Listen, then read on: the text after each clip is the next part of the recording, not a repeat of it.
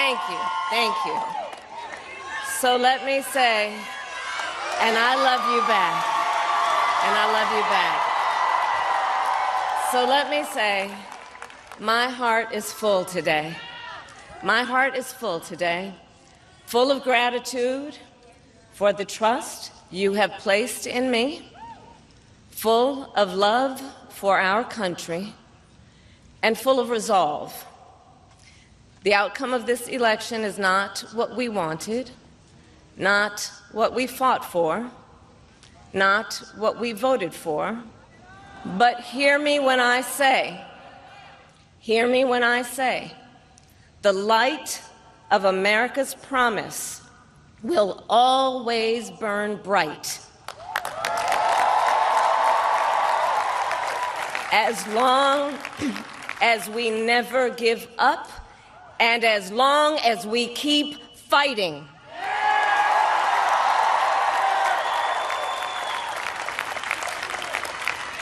To my beloved Doug and our family, I love you so very much. To President Biden and Dr. Biden, thank you for your faith and support. To Governor Walz and the Walz family, I know your service to our nation will continue. And to my extraordinary team, to the volunteers who gave so much of themselves, to the poll workers and the local election officials, I thank you all. Look, I am so proud of the race we ran, and the way we ran it, over the 107 days of this campaign. We have been intentional about building community and building coalitions, bringing people together from every walk of life and background, united by love of country with enthusiasm and joy in our fight for America's future. And we did it with the knowledge that we all have so much more in common than what separates us. Now, I know folks are feeling and experiencing a range of emotions right now. I get it. But we must accept the results of this election. Earlier today, I spoke with President-elect Trump and congratulated him on his victory. I also told him that we will help him and his team with their transition, and that we will engage in a peaceful transfer of power.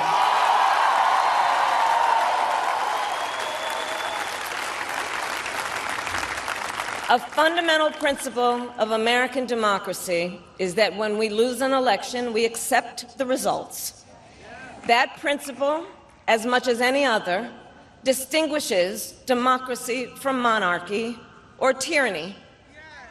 And anyone who seeks the public trust must honor it. At the same time, in our nation, we owe loyalty not to a president or a party, but to the Constitution of the United States.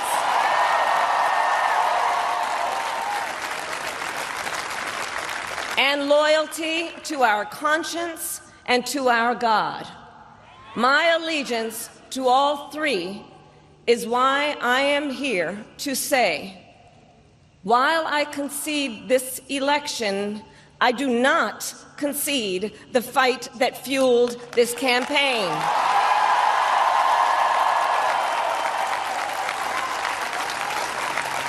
The fight for freedom, for opportunity, for fairness, and the dignity of all people. A fight for the ideals at the heart of our nation, the ideals that reflect America at our best. That is a fight I will never give up.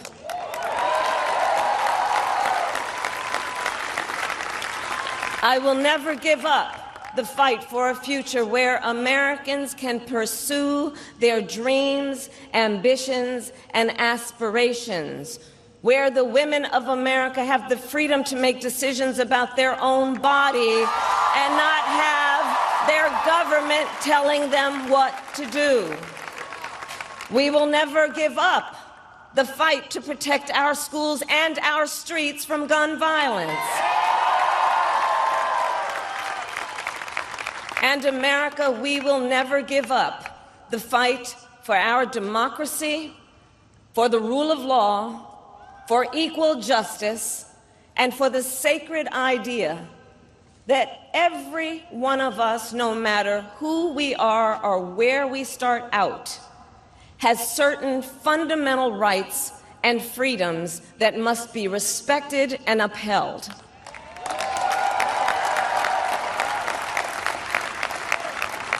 And we will continue to wage this fight in the voting booth, in the courts, and in the public square.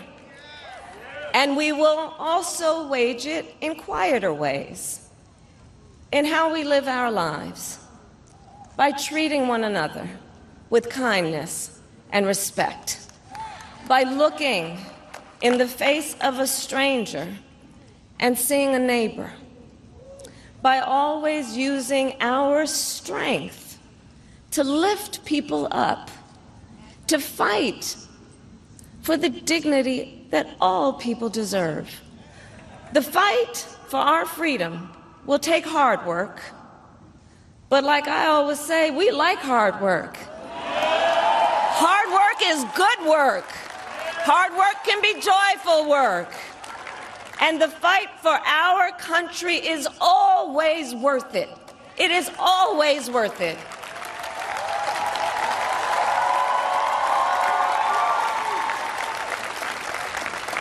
To the young people who are watching, it is, I love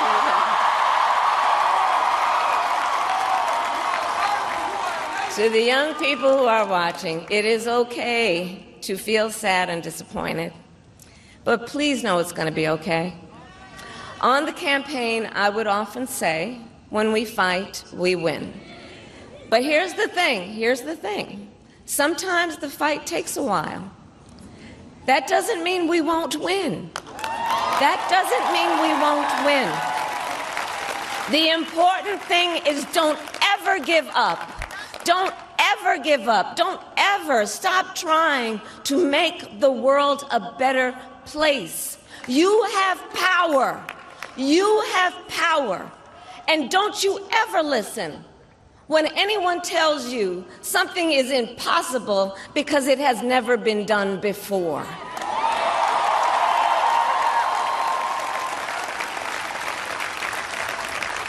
You have the capacity to do extraordinary good in the world.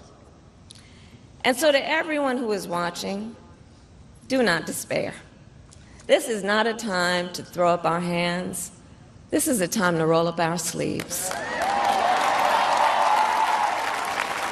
This is a time to organize, to mobilize, and to stay engaged for the sake of freedom and justice and the future that we all know we can build together.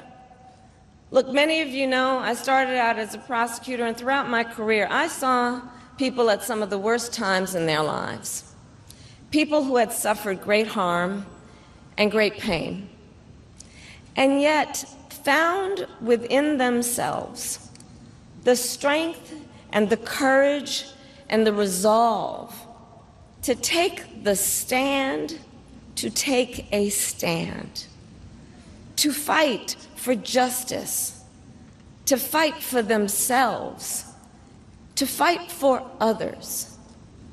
So let their courage be our inspiration. Let their determination be our charge. And I'll close with this. There's an adage an historian once called a law of history, true of every society across the ages. The adage is, only when it is dark enough can you see the stars.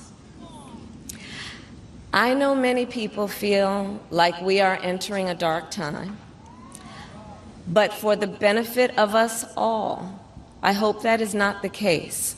But here's the thing, America, if it is, let us fill the sky with the light of a brilliant, brilliant billion of stars.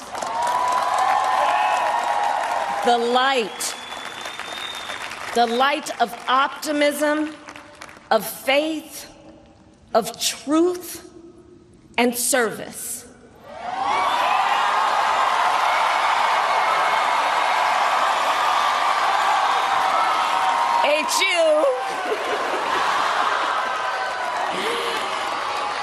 And may that work guide us, even in the face of setbacks, toward the extraordinary promise of the United States of America. I thank you all. May God bless you, and may God bless the United States of America. I thank you all.